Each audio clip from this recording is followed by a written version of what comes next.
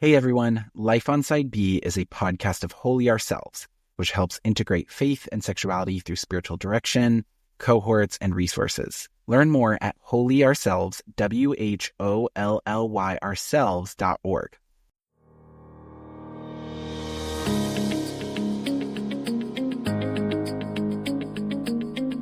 Hello, Life on Side B family. We are continuing the final season of the podcast. And if you haven't listened to one of these episodes, we are doing a series of episodes through the season where we bring back previous guests and talk to them about their episodes, like very impactful episodes, most listened to episodes, and all of this. And we're going to do that again today. We're going to be hearing from two different guests.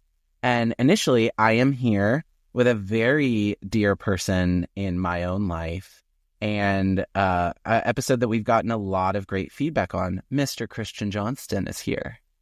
Hello. Hi. Who's this other person? Because it's just you and me in this room. No, after this, there's going to be another recording. Yeah, I figured. I was just curious who the other person was. I think it's Greg Webb. Okay. Because Henry is interviewing Greg Webb. So it'll be you and me. And then afterwards, you all are going to hear Henry and Greg Webb. Great. Well, it's good to be back. I think he was freaking out because he was like, we're literally in a room together. Right, and it's just us. And it's just us. He's like, what person are you imagining? Well, if you haven't listened to it, I think it was season 3. Was it season 3 you came on? Maybe. Season 3 or season 4? I just know you released the episode on my birthday. On your birthday, yes. That was not intended. Yeah. We released an episode with Christian, Brandon Polt, Becca Mason, and myself talking about sexual abuse, especially inside B. Very particularly. Yeah. Inside B. Yeah. And then we did a later on Patreon episode. Not much longer. Not too much later after that, I think. You hadn't even spoken at Revoice yet. No. Because then later you talked about the same topic. Right. At Revoice. Yeah. Yeah. So if you guys haven't listened to the main episode, go back and listen to it. If you're a patron, go listen to that. I'm also going to let you guys know we will be releasing multiple of the Patreon bonus episodes at the end of the podcast, on the podcast, just to preservation. So if you haven't heard it yet, those will be coming. I don't know if we're going to release everything that we've ever done, but we will be releasing things, and I know yours is going to be one that we've released. So season 3, season 4, were we together? Which, by the way, everyone, if you don't know, Christian's my partner. Before we did that first episode, I think that we were already partnered. Yeah. We were, but we weren't living together. No. Okay. But now we are. Yep. Here we are. Yeah, 3 years later. Hence why we're in the same room together. Well, okay. Well, why don't you give us a life update for you? I mean, it's been multiple years. You're now living in a different state. Yeah, a lot has changed. Go ahead. Since the episode. Well, gosh. So when we did that episode, I was only a few months away from moving out of state. I was living in Metro Atlanta at the time. Yeah. And then we were at least already in talks about. Oh, yeah. We were already making plans of Mm-hmm. when and where to live.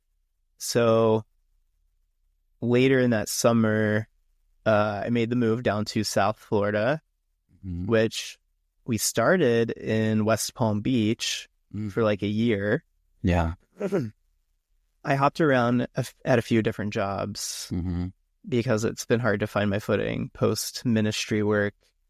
I don't know. I think anyone who's left ministry work knows how hard it is to have to try to figure out what you're going to do with your life now. Well, it is hard because when you've done in ministry, I mean, I think there's a general American idea that you find purpose in your work. And then when you've done that through ministry of like gospel work, it's like, well, wait, is there ever going to be a time of finding meaning in my work again? Well, and I think Christian people love to gaslight you into thinking that if you're not doing ministry, you're also wasting your life potential. Yeah. So when you leave ministry, you feel this heavy burden of, oh no, I'm failing now because I'm not working for the Lord anymore. For the Lord. So I jumped around a few different jobs. We also moved. So we were in West Palm for a year, but then moved up to Josh's hometown. Yeah, we went through a period where we were moving every June. God, it was terrible. And it was awful. Like have to unpack, put everything away again, pack up and leave again, and then do all that over, rinse, repeat. Although we got really proficient at it. We got, like had a good system of putting stickers on boxes and telling our friends exactly what to do, what room it went in. Yeah. Right. And then we got a reputation of being a little bit too good at it because other friends went, oh, well, we've been moving for 2 years and we still have boxes that have been sitting there for months. And we're like, really? We've already been in our house for a week and it's fully unpacked. It's fully unpacked. It's done. Yeah. I think we had one box that remained. Yeah. So the second year, we were in your hometown. And then this past year and a half now, we bought a house down in West Palm again. Mm-hmm. And owned. So we we own it. So it's ours and we're not moving right now anyway, unless our president wants to kill us. And I'm trying to think what else significant has happened. I mean, I did speak at Revoice, as you mentioned, on the same topic even. Yeah. And going back and listening to the episodes, it was interesting. Yeah, tell us. That's one of the questions we're asking people is like, how was it to listen to both the bonus episode and the regular episode? So it was actually really funny because Josh was like, hey, why don't we go ahead and just listen to your episodes again while we were on a drive north? Yeah. And I was like, okay, fine, let's do that. And as we listened to the first episode, we both realized I actually didn't speak a whole lot at all in that episode. Yeah. I remember that we had... I'm trying to remember what the instigator of it was, but like we had talked about it would be good to bring other voices in. Yeah. But then, we were like, wow, you didn't actually talk a ton. Right. Absolutely. But interestingly, for the bonus episode, I did speak a whole lot. Yeah. So that one is absolutely worth listening to if you feel like the first one was lacking a lot of context from me sharing. Yeah. Well, also...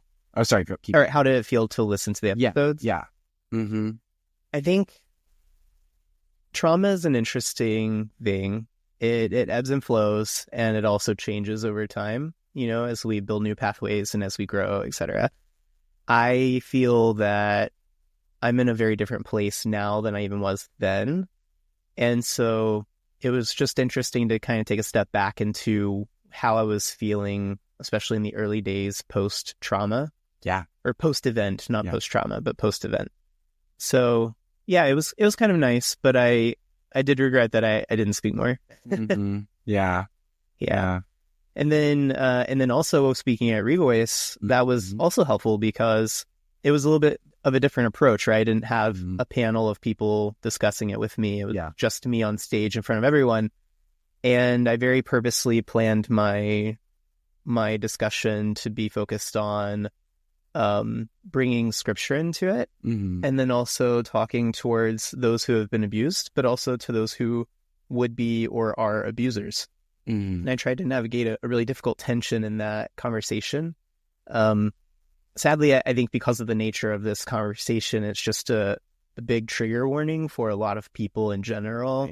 Yeah. And no matter how well you try to prepare people for the conversation, people end up feeling really on guard at the end of it. So so it was interesting to share my experience both on Life on Site B and also for Revoice, because it's not exactly a topic people want to engage. Like, it's not fun, but it's very necessary and important.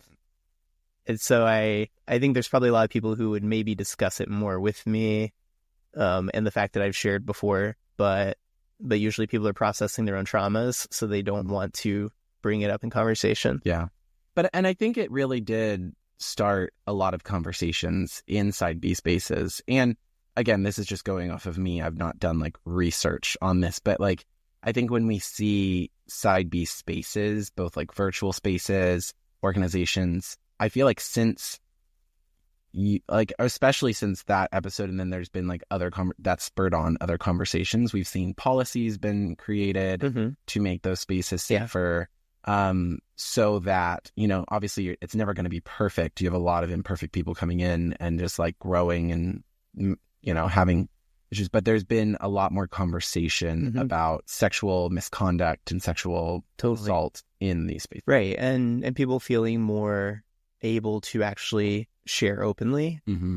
So I'll mention it. One of the examples of that, you told me that when some of the ladies in our space were first informed that this was happening in the Side B community within the male space, they freaked out because they had no idea this sort of abuse was taking place. Yeah. I think it was actually when we were prepping for your episode. Sure. And was it Becca?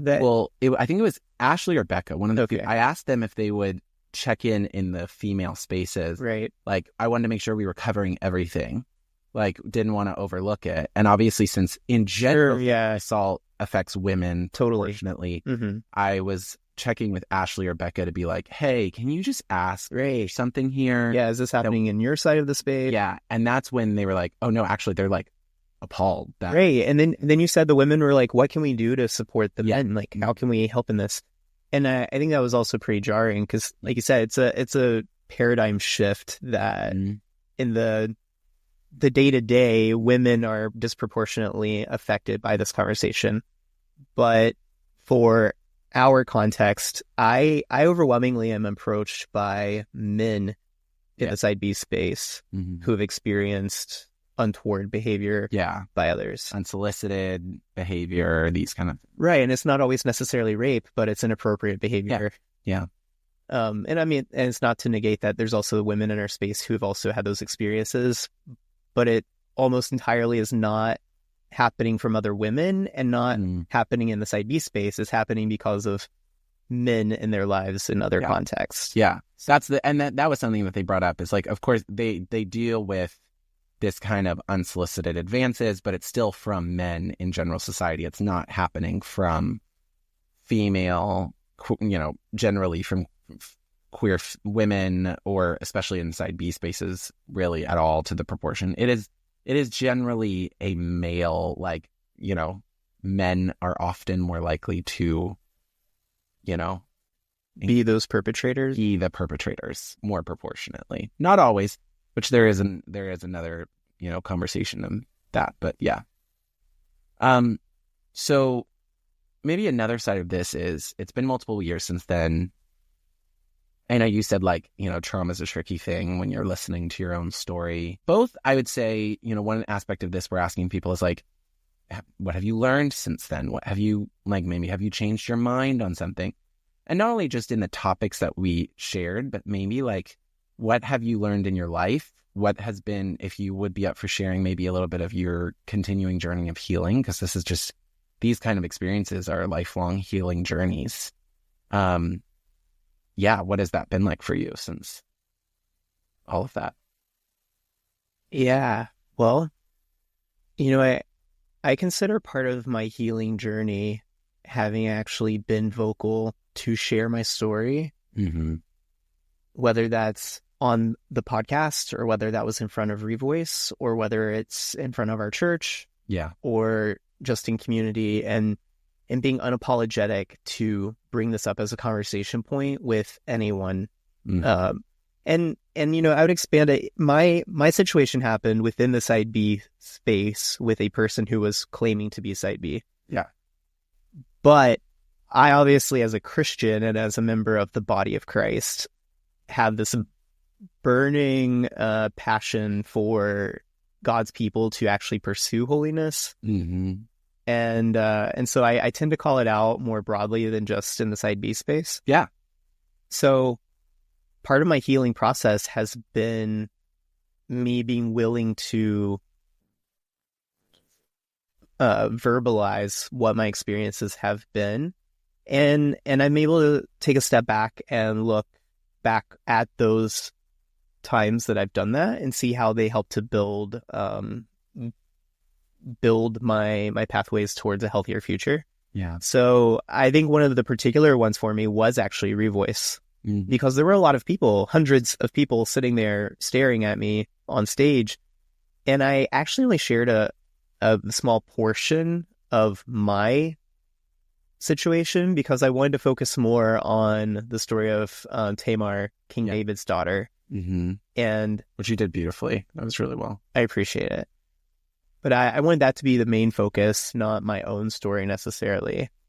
But to be able to have the ability to speak on the topic is very empowering. Mm-hmm.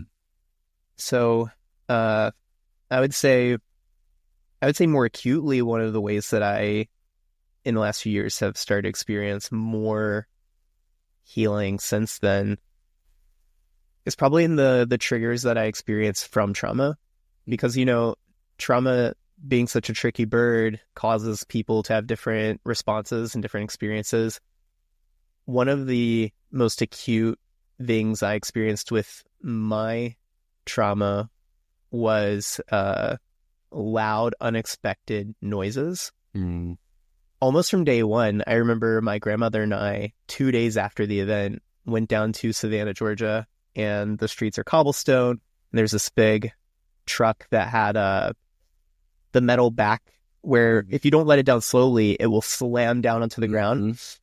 And I remember, my body is so activated. It's only been 2 days. I hadn't even gotten NPEP medication yet, which is post-exposure prophylaxis in case you've had an exposure to HIV. Yeah. I had this visceral reaction where my body was racing and I felt so in danger because this door just slammed down on the ground. Granted, it's a jarring experience regardless of having trauma or not, but it was so much more elevated. And I knew from that day on that this was one of my experiences. So one of the other times that I noticed that reaction is actually with you, Josh, when we went to your family's hunting camp, because Josh's family is a bunch of Florida rednecks. They are not Southern, but they are definitely redneck. Oh my gosh. Welcome to one of the greatest controversies of this house. They have a hunting camp and they wanted to fire guns on a range. I went, and as soon as someone started firing the gun, my body had this reaction again. I remember that. You were like, no, I can't do that. I immediately had to leave. Yeah. So back to the camp. Yeah, I walked back to the camp and went inside and turned on some music so I couldn't hear the gunshots because it was just too much for my body and I just kept activating. So I've noticed leaps and bounds of a difference since then, even because that was several years ago. Yes. And now I'm at a point because I also had this problem on July 4th every year because of fireworks. It's unexpected loud noises. And I felt like one of those dogs just having to sit in the corner in the dark. I would have to play video games and put earphones in just so I wouldn't know what was happening. It was a lot to deal with. And so I've come a long way even since then. I can actually be around these things now and not have the same physical reactions. Even this last 4th of July, I remember I don't think we went out anywhere, but I remember checking in with you. Right. Like the sounds and you. Yeah. I didn't need an edible. I didn't need music. Didn't need it. No. To be fair, an edible is not something I would normally do, but there are special circumstances. I needed things to mellow me out, Yeah. Mm-hmm. So, yeah, I've come a long way, I think, on the trauma front. Mm-hmm. But there is something powerful. Obviously, it makes sense that sharing at Revoice and stuff would be this really, healing journey because so much of the experience of rape and sexual assault is this kind of taking away of autonomy and this losing of autonomy to be able to reclaim your story and share it in a public way. And regardless, as you said, I know it's been a struggle of you're not getting acclaimed in spaces for talking about this because people don't want to talk about it, but it's necessary. And people are coming up to you saying, I've also experienced. Right. You're sharing my story. You're sharing. Yeah. I resonate with what you're saying. Yeah. And that's a power to be able to give your own voice back and then give a voice to other people. Absolutely. Mm-hmm. Yeah. And then, there's obviously the other side, which if you guys listen to the other episodes, we engage a little bit about this. There's rape and assault, which are these very clear definitions. And then there's this kind of weird, which we talked a lot about in the side B space of coming in and people not understanding full consent, unsolicited pictures, unsolicited advances. And there's obviously a murky space in gay spaces of this idea that you're a man, so there's just always consent, always happening kind of thing. And so then these kind of where it's not assault or rape, but it's like unsolicited messages, advances, these things. Yeah. Can we pause? If people don't understand the parameters of consent, consent is constant. Constantly reaffirm. Yes, there are no assumptions of consent or presumptions of consent. Consent is constant. Yeah. And it's verbalized. It's not just, well, your posture made it seem like you're consenting. Yeah. So let's just put that little side note there. Consent is constant. If you're not sure that you have consent at that moment, then reaffirm it. Yeah. That's how consent works. Which is something that I feel like doesn't get talked about enough, especially in all male spaces, because there's an assumption that you're just a man, so you're sexual, so you're always going to be consenting, when it's like, no, that's not the case. It always has to be reaffirmed. Yeah, and someone's able to be consensual in a moment and change their mind. Yeah. That's also a part of consent. 100%. So yeah, maybe you're vibing with someone for 20 minutes and after that you're now uncomfortable and you're not consenting anymore, but they're like, well, you were consenting. So consent is constant and ongoing. And it's not even just about sexual contact, but even physical contact, hugging. Totally. Like unsolicited messages, pictures, anything. I remember for me, it was such a jarring thing to go from living in Colombia to coming back, because physical touch, just even in every day, is a little bit different. Hugging, these kinds of things. And having to get a little bit, there's like the cultural aspect, but like it's important. I'm even just engaging in community to be like, hey, are you okay if I give you a hug in this moment? You can't assume that it's open. And can I just say, I'm actually really proud of our space. I've noticed at Revoice at least the last 2 times.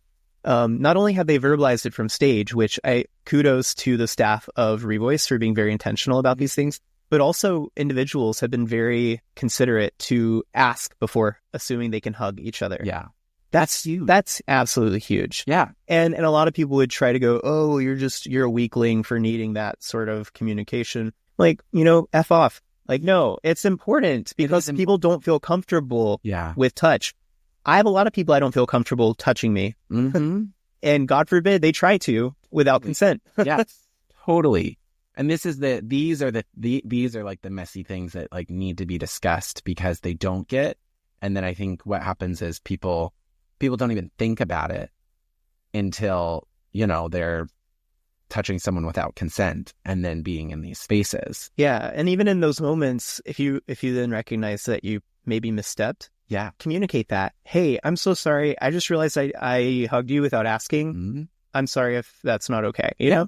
That's also part of consent. Yeah, that's also part of consent. Apology. We love apologies. Yeah, especially when they're sincere. 100%. Yeah. Obviously, and it's fascinating. I think one of the things that it's great to acknowledge is it's interesting to have seen your journey also in work. Now you working in HIV and you notice I plugged NPEP and explained what it is. I noticed that. I caught that. Yeah. But I think it's been beautiful as, just someone who loves and adores you, to watch your journey as you have grown more in your healing, grown more in your understanding of yourself, in your mission, in your purpose. Like you said, going from like being a missionary to finding this. And I know you're still so much on your journey. We're all, you're still learning so much. Life is a journey. But it's been beautiful to watch that. I think even in our own like local community, watching you come alive and stuff. And it's kind of fun on the end of this podcast to openly, talk with you as my wonderful, amazing partner and how you've like journeyed in this. Yeah, definitely. I appreciate it. Yeah. Any last things you would like to say? Whether maybe you don't have to, but just want to give space if there's anything else that you felt like you hadn't said yet as we close out the podcast or close out this topic in this era. He didn't prepare me for this one. I just threw it at you. Yeah. I don't have any particulars. I will still encourage every person, regardless of being Psybe or not, to always be extremely vigilant with other people. even in our loneliness or feelings of great need for physical interaction or just human interaction, please always be vigilant and careful with others. We can never trust people's intentions or what they're going to do, and it never hurts to be wise. I would also encourage, through my work in HIV, that if this is another shameless plug for sexual health. Do it. Our space, because we are always striving towards celibacy, doesn't always navigate topics around sex very well. But the reality is there are a lot of sexually transmitted diseases that some people on the rise currently. Oh, yeah. No, some are definitely on the rise, heavily. And some of them are silent, like hepatitis C. Please be very vigilant as well if you are currently sexually active, to be mindful of your sexual health, whether that's being on PrEP, which is for pre-exposure prophylaxis for HIV, or whether that's having DoxyPEP, which is newly approved by the CDC, I believe, which is the cocktail of a few different drugs that has an 80% efficacy rate for five or six different STDs. Chlamydia, gonorrhea, syphilis. Yeah, those are three of them, and then one or two other things. And then just doing regular routine checking, etc. Please be mindful. The fact is, STDs are synergistic. If you have one STD, it exponentially increases your risk of contracting another, like HIV. So please be mindful, because statistics show, you can have sex one time and walk away with something you weren't planning for. So yes, please be vigilant around sexual misconduct, and then please be vigilant with your sexual health, because you're important and valuable. And if you have had sexual activity at some point and you don't know your status, or you don't know if you would potentially have contracted an STD because they don't always show signs or symptoms, please go get checked anyway, because your health is important. You are important. So here's my PSA. And if you need to find a place to get tested, there is, you can Google search clinics in your area. Yeah, I should clarify. HIV is still an epidemic in the United States, and because of that, there's still currently a lot of federal funding that goes into HIV. So you can more or less find free HIV testing almost anywhere in this country. Yeah. So look up like CDC HIV, and you'll be able to find some websites that give you links to clinics around you. Yeah. And obviously, I know that this is something I've learned from your work, is like, you can go into most clinics and get testing, but you might be paying for it. But like, if also money is an issue, most of the time, if you're going into a health department clinic, like a government run clinic, or often your LGBTQ centers get money for this, that they provide these free testing. Right. And then there's a lot of community partners, because, for instance, my work in HIV is I'm a contract manager, and I manage the contracts for several partnered organizations who do HIV testing, and their tests are paid for by the government. Yeah. So there are plenty of free options. Yes. So money doesn't need to be a hindrance in this place. Definitely. Amazing. Well, you're doing great work, and can't wait. Thank you. To see more of what you're doing. Josh, thanks for all the work you've done on this lovely podcast. Thank you. It's a great resource in our space. Wouldn't happen without you, y'all. The amount of time, it's actually true. The amount of times this man has kept this podcast from getting deleted. He's not kidding at all. You all, actually, I'll send my Venmo. You're all welcome to pay me if you'd like. I have kept this podcast alive. Yeah, there's been multiple times where I was like, screw it. We're deleting it. I'm going on and deleting. Right. I'm done. I'm sick of it. I'm sick of having to coordinate schedules, and I'm sick of having to do all this editing. Yeah. And this man kept it going. He was the encourager. No, but you've done a brilliant job. So I love you. And thank you, everyone, for listening. And Greg Webb and Henry Abudo will be on soon. Other dear people to us. Take care, everyone. Bye, everyone. So, friends, before we jump into the next interview, I wanted to give a quick plug for the Side B retreat. You probably have heard this referred to a few times on our show, but not as much as other Side B gatherings. So I wanted to spend some time in our last season actually sharing about it. Side B retreat is one of the oldest Side B physical gatherings that has been happening annually, and it will be happening again on November 7th to the 10th of this year in Ohio. So this happens at a retreat center, and the general idea, as opposed to conferences where there's workshops, there's kind of like a learning aspect to it. Side B retreat is specifically and only for LGBT Christians who hold to the traditional sexual ethic.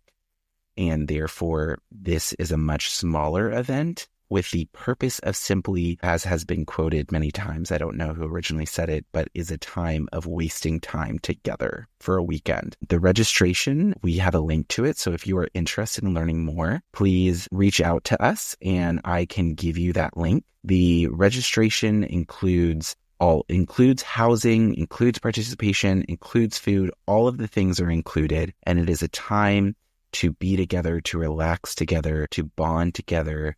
And we hope that this can be a resource for you. So reach out to us at Life on Side B, and if you are interested, we will get you that information to respond. And with that, we'll head into the next interview.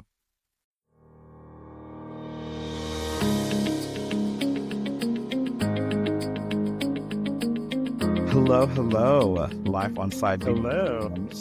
Hello, we are with Greg Webb, famed Revoice photographer, Side B VIP, and Life on Side B podcast favorite guest. So one of the VIPs here as well. So Greg, hello, how are you? Hey, I'm doing good. How are you? I am doing well. It is 64 degrees outside in Texas right now. What's the temperature? It is 35 and currently snowing in Chicago. It's our first snow of the year. I rebuke that. So I'm supposed to be possibly moving to Chicago, and Greg just wants to prepare me for the things that would happen if I did that. Did you just soft launch that? I literally just thought I probably shouldn't have said that publicly, but here we are. And so, yeah, it's fine. I mean, y'all might not see me depending on. Y'all definitely won't see me between October to April. I know that because I will be indoors. Or I'll be back in Texas. And so, but anyways. To be back with an introduction like that, I don't know what else I should say. Yeah, none of it's true. You have, I'm trying to think, has Greg been probably a chatter with every co-host at some point? No, just you. No. Really?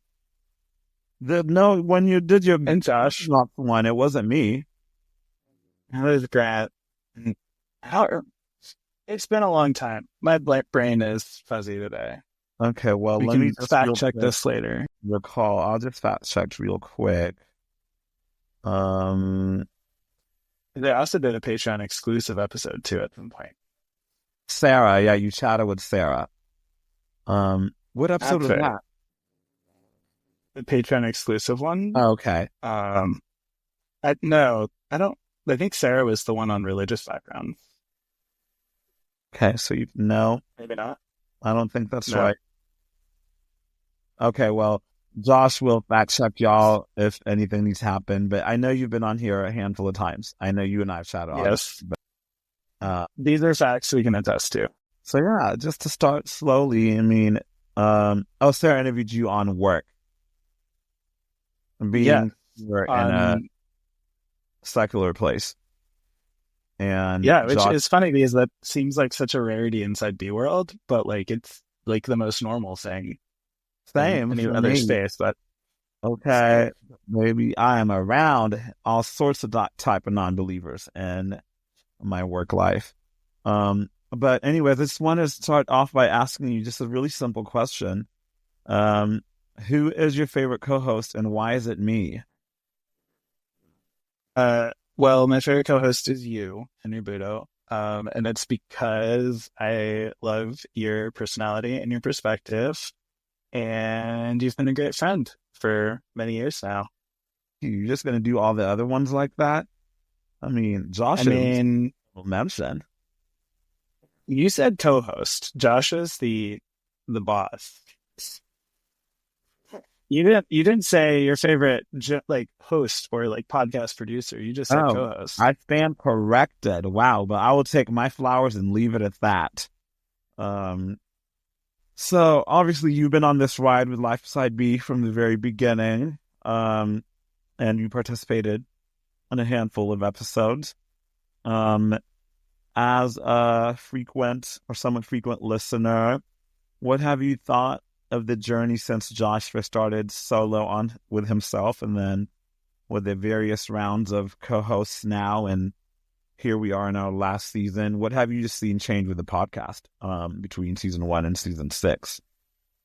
Yeah, I personally have been a huge fan since the beginning. I've always been a big fan of Josh and the work that so many of the co-hosts have done. I think it's been really cool to see how it's matured, how kind of like the topics have shifted over time. And I think most significantly, just kind of the space it's made and created kind of in the Side B world. Prior to Life on Side B, you had like a lot of big blogs. You had blogs that some people might be familiar with, like Spiritual Friendship. You had other blogs that other people may not be familiar with. Around the same time with like Revoice coming into the picture, I think Life on Side B kind of really entered a gap in, I would say, Side B media, where there just wasn't a lot of content that was available online, especially for kind of a new wave or new generation of Side B folks. And so it's just been really cool to see just kind of the impact that the podcast has had, kind of the way it's shaped and guided some of the conversations, how much of a resource it's become for people, learning about Side B for the first time and kind of entering into that world. It's been a really great introduction. I think over time, just kind of the diversity of the guests and the diversity of their experiences, and especially kind of centering queer voices throughout the whole project, has really been special. I think for a good while, it can be easy in this conversation to like want to center like kind of your traditional voices, your pastors, your kind of thought leaders, your theologian. And Life on Side B has always tried to like find and center voices kind of from the margins, maybe people we haven't heard from before the podcast kind of came out, as well as like their experiences as minorities, as even just minority experiences within Side B spaces. And so I've really appreciated how that's kind of grown and developed over the years.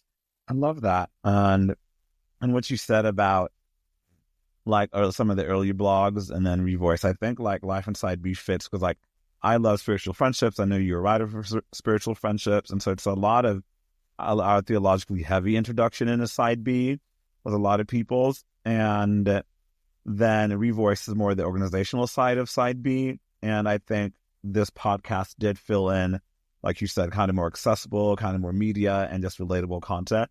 So I think it was a really nice bridge between those two kind of spheres. And I really, really love Spiritual Friendships. But I wish that would still be a thing. Are you writing anywhere? I very occasionally. I actually just wrote my first blog post in years for my own personal blog called Eleison blog, ELEISON blog.org, I think. Yeah.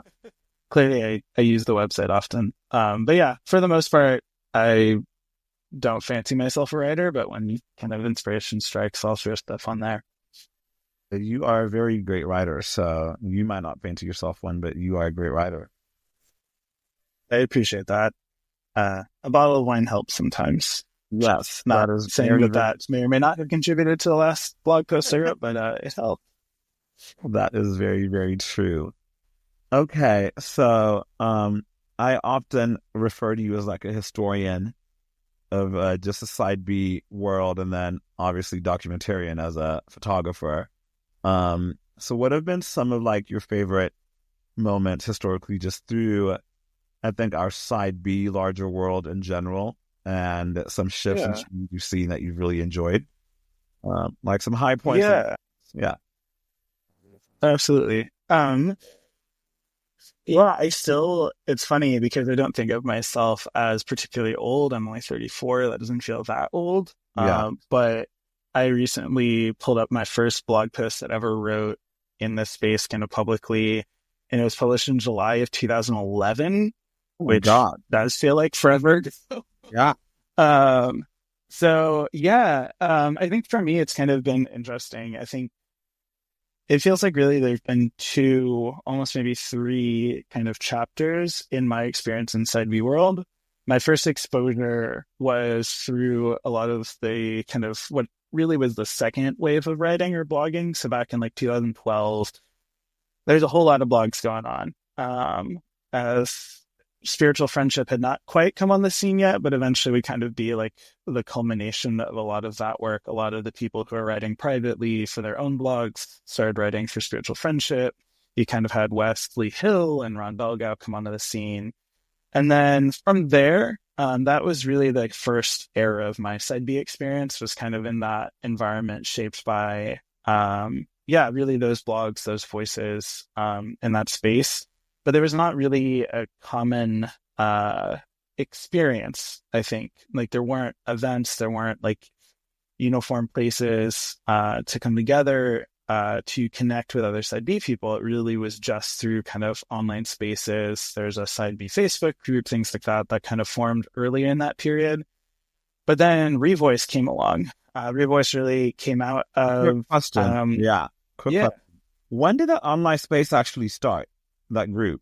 January of 2014. Okay. Was the beginning of that Facebook group. There was a group of Side B people who were at a Gay Christian Network conference. Now it's QCF, but at the time it was still GCN. I was meeting in Chicago, and a number of voices that are still around today. Nate Collins, Andy McGee, myself, and a few others were all at that conference. And then somebody created a Facebook group from that, and then that kind of went on from there. So you've been in a group with inception? Yeah, I got added the first week. Wow. Okay. For that group. Oh my God, the thing scene and there was a dinner that was like a Side B affinity group dinner that I actually wasn't at, but then from that the group got created.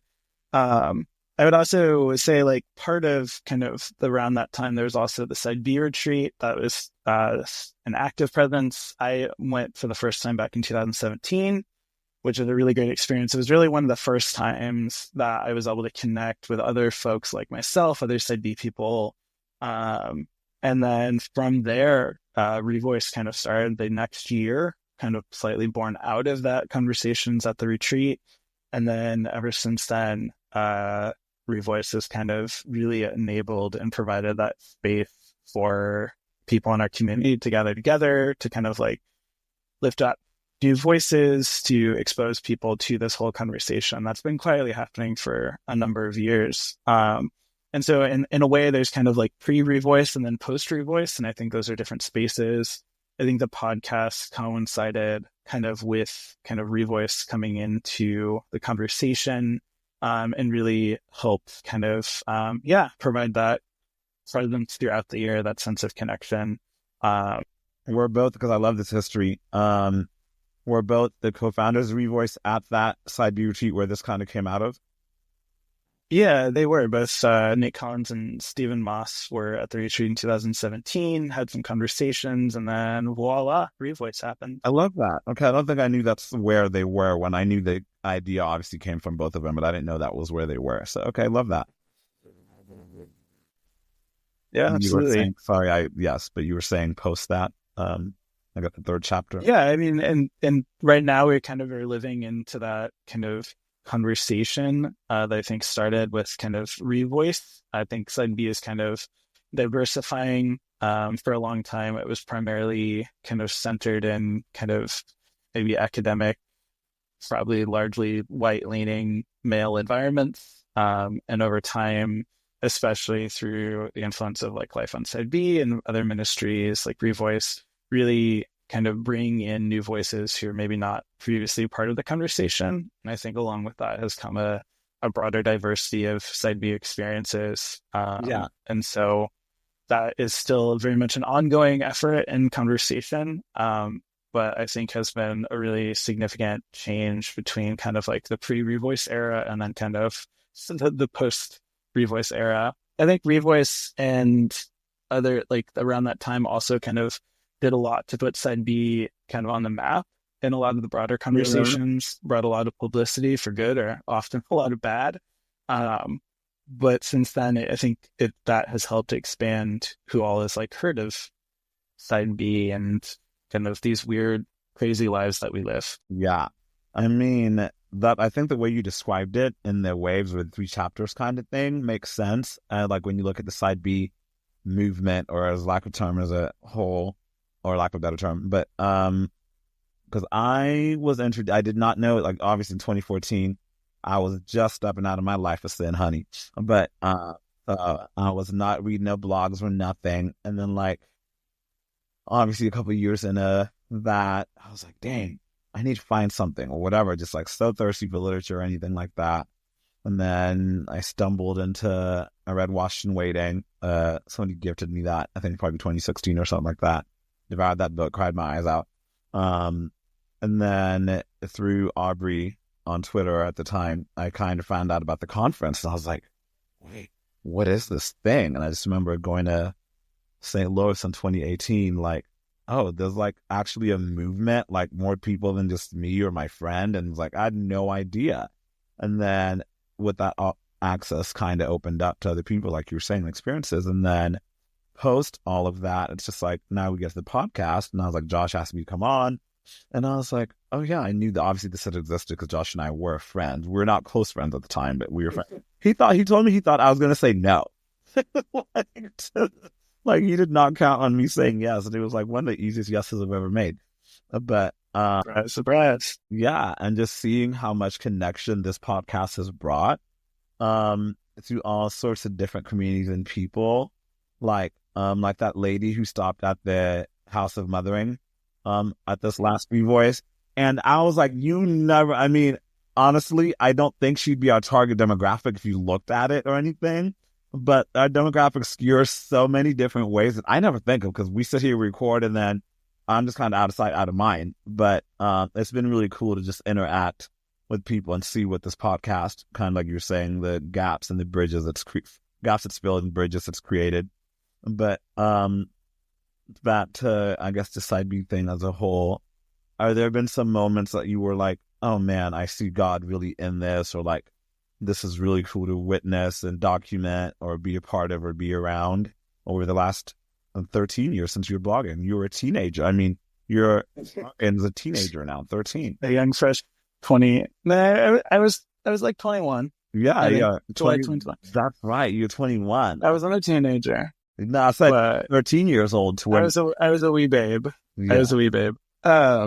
Yeah, I think, particularly with the podcast, I think episodes that really stuck out to me have been especially conversations, largely, I think, with Christian, kind of opening up the conversation around experiences of abuse and trauma in Side B spaces. I think that episode particularly, really, just kind of deepened the conversation around kind of some difficult topics. I think it can be easy in the space, and as queer people living kind of in the world, that like we have it's easy to accept kind of things as the norm or kind of like bad behavior, or that just kind of is, the environment that we swim in, especially because so much of like queer space and Side B world can live in a lot of secrecy. Yeah. And so I think through kind of bringing out his really powerful personal story, but then also expanding that conversation to the broader,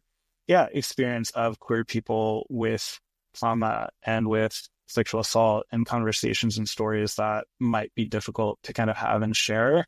I think that really resonated with a lot of people, and I know really helped kind of really bring into the Side B world the ability to have kind of some of those deeper, harder conversations. Josh. So that was one that really stood out. Yeah. Yeah. Josh, I know Josh is he's producing, so he's not actually on this episode, but I'm going to direct your question. Just fact check. Was that episode Was that before or after Christian's Revoice talk about that same topic? Before. Okay, so that that really led that conversation and inspired a lot. I think also it comes to mind like conversations around celibate partnerships, I think have also been really illuminating, something that may not be super familiar to a lot of people in our space that have kind of come about through conversations on this podcast and other places, talking about those experiences has been really, different. And I think has broadened how people understand kind of side B world and then the experiences of people within the space. Yeah. And that's an interesting one for me because I just had this thought. So I was about to recall the very first Revoice, but that would probably be slightly messy if I said what I was going to say. But I think it's like interesting, like even what you said about the concept of like celibate partnerships, because they've been around, side B partnerships, but like they haven't been addressed. But I was like, I don't really understand, like whenever people, like, yes, they're not for most people for sure, but neither are mixed orientation marriages. But like I see those platformed so much more than I probably even see the conversation happening around celibate partnerships. So I do think this podcast was a great foray into that, because even myself, when I was first introduced to the topic of them, I was like, nah, this ain't gonna, like, I don't know about this. Like, I had my doubts, honey, because like I even remember like when our fearless lead over here entered one. Like I remember my roommate and I at the time we were talking. He's like, "You don't think they're?" And I was like, "I don't know." I was like, "Couldn't be me." And then all just 5-6 years later, here I go. So, I think what that really speaks to is that the podcast has given a space to kind of have some of these more unfamiliar conversations. I think spaces like Revoice and other organizations that have such a reliance on like donors and funding, and there is inevitably kind of an aspect of like image matters and kind of navigating this conversation for a very wide audience, especially outside of side B world.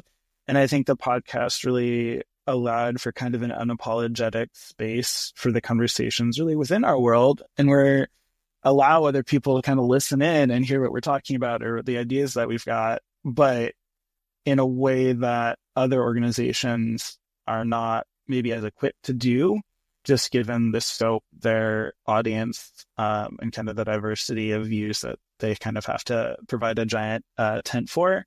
And I think this podcast has just done a really good job of just kind of unapologetically being like, hey, we're going to have some hard conversations and maybe we're going to disagree on what it looks like to be side B and to live the side B life.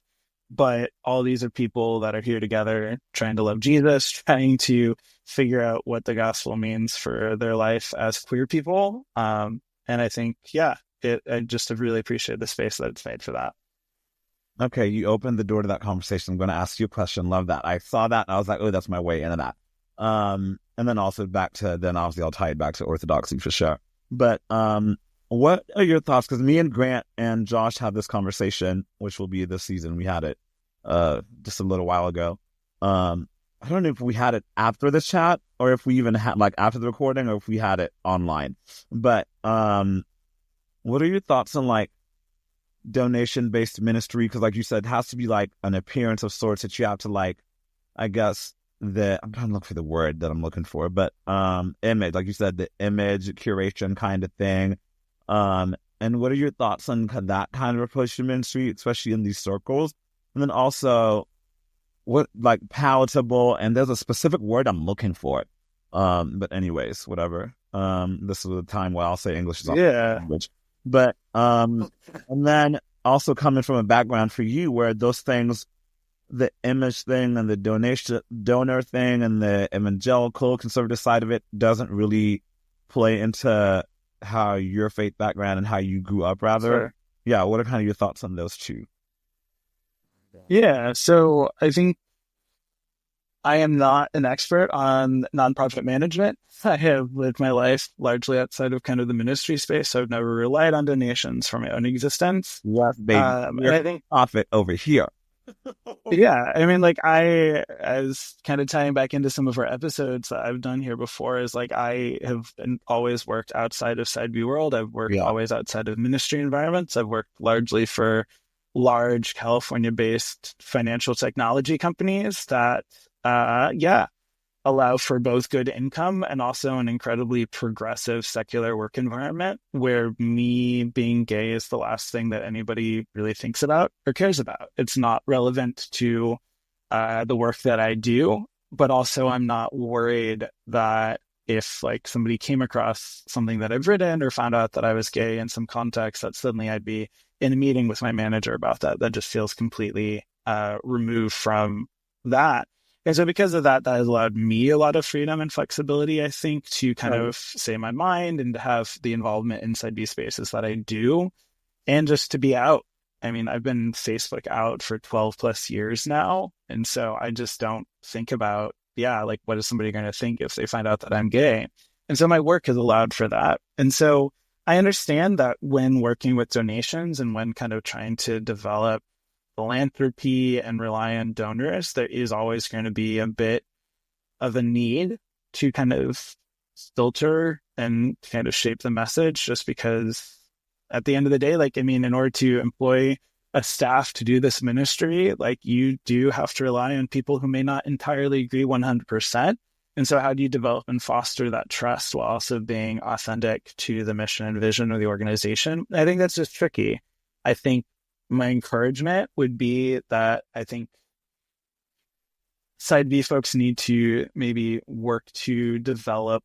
We need jobs to develop income to connect to our own churches, to diversify just that donor base, whether through our own giving, whether that through be the giving of friends, family, our own churches, and that the more diverse the donor base can be for these ministries, for these organizations, the less you're reliant on specific voices, the less fear one specific donor pulling out if they disagree with something you might say could have on kind of like your day-to-day life and your livelihood. So I would encourage Side B people to donate. I've been a longtime giver towards the Side B podcast, towards Revoice, towards Side B Retreat, towards other Side B organizations and ministries. And I would just encourage more people to do that, which will then allow for more flexibility in kind of that messaging, because I think that's important. And so again, I'm not an expert on this donor-based ministry, and so I don't have like some grand plan for how we get out of this kind of mindset. From my own experience in the Orthodox Church, like it is different, as you said. Like I'm not like, what's always wild to me is like in college, I was connected to a large evangelical church. They sponsored a campus ministry that I was involved with while I was still going to a little Greek church in college, my college town. And that church had like a staff of like 30. And that was wild to me. Like they had houses that my friends lived in, and it was like a mid-sized church. Like in my mind, they were massive, but they had like maybe 1,500 on a Sunday, which by some standards, by Florida, Texas church standards, is kind of tiny. Their parking lot ministry might be bigger. But like a parking lot ministry is like, I don't think there's a single Orthodox church in this entire country that has a parking lot ministry. You'll be lucky if you have a single Orthodox church that can afford to have an administrative assistant in addition to one full-time pastor. Wow. And so because of that, I think in Orthodoxy, there's less scale. Like we have a lot more smaller congregations. We have a lot fewer resources, and so we tend to be a little bit scrappier. There are, of course, big Orthodox ministries and big donor bases, and of course, donor conversations are still part of that. But there's less of this fear of like, oh, if we like tick off a handful of these people, then suddenly we won't be able to afford our ministry staff of 30 people, or like we won't be able to afford the air conditioning in our auditorium that seats 5,000. Like those are just different conversations. And from an Orthodox like setting, again, it's not necessarily rooted in like Orthodox theology or something like that. It's just, at least in the US, you just don't get the same kind of scale. And so you end up with a lot smaller congregations. My own church has maybe 130, 140 on a Sunday. And so that allows for, I think, a little bit more flexibility, just because there isn't, the same, you don't have pastor CEOs, I think, in the same way that can develop at some other mega churches. So of course, sometimes with that wealth and with that scale, like you can do really cool and really powerful things. And it's been a huge ministry to Revoice over the years for churches that have that scale and capacity to like open up and make that space available. But I also kind of, love and come from the smaller church background. So, Okay. As we are starting to wrap up our time here, what would you say has been like in like 13 years? How have you yourself just changed with the Side B movement as a whole? And like the growth you've seen in yourself, and even just the growth in maybe just the collective community. Yeah. I think for me personally, I have shifted a bit and kind of my approach to my sexuality. I have really begun to see the good in gay. I think especially with the breadth of the communities that I'm involved with, both inside B world and outside of Side B world, my life has just been so shaped and impacted by other queer people that I've just really grown in my affection and care for kind of the diversity within our community. When I first kind of came into this conversation, I didn't really know a lot of other gay people. I didn't know other queer people. And so just being exposed to that many voices and lives and stories and brokenness at times has really like grown my compassion and empathy towards our community and towards just the gay population of which I'm a part of. I think along with that, especially for myself, an openness towards our trans and non-binary siblings, I still don't know theologically kind of where I fall most of the time, and I don't know always exactly how to think through a lot of these conversations. They're really tough and difficult, but I have really appreciated the voices within our community who have opened up my experience to their own experience, to have shared more about their own lives and their experiences as Side B people who may also experience gender dysphoria, or who have pursued transitioning, or who use non-binary labels, things like that. That has been eye-opening for me. And so again, it's very much a minority within a minority within a minority within our community. But over the last couple of years, I've really appreciated kind of, the addition of those voices into this conversation. And I'm excited to see kind of in the future as the conversation around gender and trans issues particularly kind of become, again, a huge national conversation that, I'm appreciative of their presence in this space, even if I don't always fully understand theologically how I make sense of everything. Yeah. Okay. Last question for you. Bring it back to the podcast here. What is, or who is a guest or someone that we did not get on in these 6 years that you're like, I wish you'd have got that person? Because, there might still be time. So this might when you want to drop a name or two here. And another one, what was that? And what topic? So guest that we haven't had on, and what topic that hasn't been covered that you'd like to see? Yeah, I would love, Ron Belgau. Yeah, he's the co-founder of Spiritual Friendship. I know he, has been involved extensively at times and less so for the last couple of years kind of in the conversation, but he's very much one of the forefathers of this community and this conversation. And so I know, that it, his voice and his influence really shaped a lot of the beginning of this. I think where the conversation's at now is a large part in thanks to foundational work that he did many years ago for many of us. And so I would love his perspective. As much as people refer to me as a Side B historian, like there's 10, 15 years of Side B history before me that very few people can speak to in the way that he might be able to. Yeah. But don't know if that's going to happen in the short time that the podcast is left, but I would, of course, love to see that. I would love that. Any topic we did not cover? None come to mind right now. I think the podcast has been, a really exciting, positive influence in this space. And I'm sorry to see it kind of to end with this last season, but excited to see kind of the future of the other podcasts and other conversations that have been spawned by the work that the podcast has done, kind of, get these conversations started.